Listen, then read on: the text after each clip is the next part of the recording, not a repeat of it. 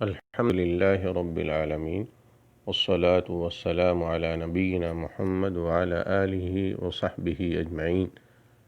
اہل ایمان کا کردار یہ ہوتا ہے کہ وہ جھوٹ، مکر و فریب، بے حیائی، بیہودہ اور لا یعنی باتوں سے دور رہتے ہیں، اور اگر کسی مجلس میں کسی بھائی کی عیب جوئی اور توہین کی جا رہی ہو تو اس کا دفاع کرتے ہیں اور اہل مجلس کو بتاتے ہیں کہ یہ اہل ایمان کا کردار نہیں۔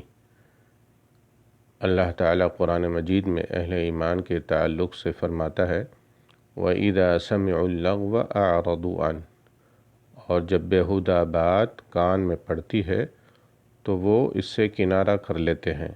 سورہ القصص آیت نمبر 55۔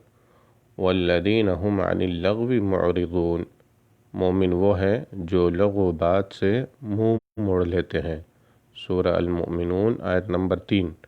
ان السمع والبصر والفؤاد کل اولئک کان عنہ مسئولا، بے شک کان، آنکھ اور دل ان میں سے ہر ایک سے باز پرس ہوگی۔ سورہ الاسراء آیت نمبر 36۔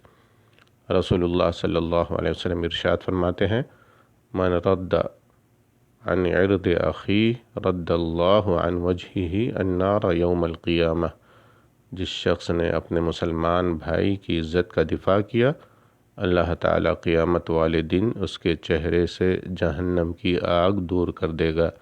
رواہ الترمذی۔ واللہ تعالی اعلم، والسلام علیکم ورحمۃ اللہ وبرکاتہ۔